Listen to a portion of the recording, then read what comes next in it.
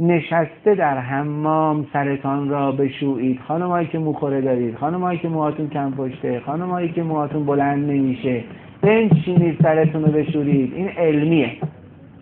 طب امروز هم اینو قبول داره، ولی به عنوان یه فرهنگ تو کشور جا نمیندازن، چون نمیخوان بکنن این کار رو دشمنان ما. انشاءالله جمهوری اسلامی خواهد کرد این کار رو. و نشسته شانه کنید. این که برای ما دوش درست کردن غربی ها، برای این نبود که ما لطف کنن، ما خودمون بلد بودیم دوش درست کنیم. ما بدون برق، برید بپرسیم توی اصفهان از طبقه اول، ساختمانی که حکومت صفویه میدون امام، از طبقه اول بدون برق آب می اومده خودش میرفته بالا طبقه سوم چهارم بدون برق. خب بلد بودن که حتی بدون برق دوش هم درست کنن، کاری نداشته براشون. چیزایی که اینا درست میکردن اصلا مقابل مقایسه نیست. وقتی با یه دونه شمع میتونستن یه حمام رو گرم کنن که هنوزم که هنوز علم امروز توش مونده و چیزای دیگه، اگر نمیکردن برای این بوده که شما نباید ایستاده سرت بشوری. اصلا آب گرم که به بدن به خصوص میخوره شما باید نشسته باشی و الا دچار مشکلات و معضلات زیادی میشین. علتش هم ساده بگم براتون اینه که وقتی آب گرم به بدن بخوره رگا چی میشه؟ گشاد میشه. گشاد که شد خون میریزه پایین و زیر پوست سر خون نمیرسه. در اون زمان که خون زیر پوست نمیرسه با مو اگر بازی کنی سست میشه میریزه، مخوره پیدا میکنه بعداً سست میشه.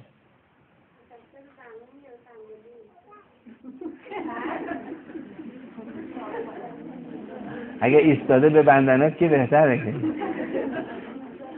ببینید هر چقدر خم به جلو بشید، پاتون تو شکمتون باشه، دلاشید سرتون رو بشورید، این بهتره. چون این رو من پیدا کردم از نظر تجربی در زمان قدیم.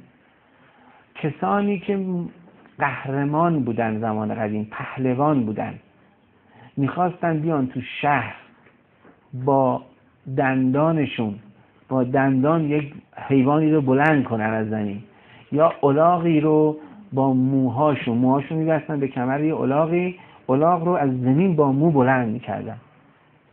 اینها حکیما بهشون دستور میدادن برای اینکه موهاتون محکم بشه، یا خانمای خودمون ما بچه بودیم می‌دیدیم تو کوچه که دعوا می‌کردن کله ها رو برو هم، این موی اونو می‌گرفت اونم موی اینو می‌گرفت، می‌کشیدن، به هیچ وجه هم نمی‌ریخت.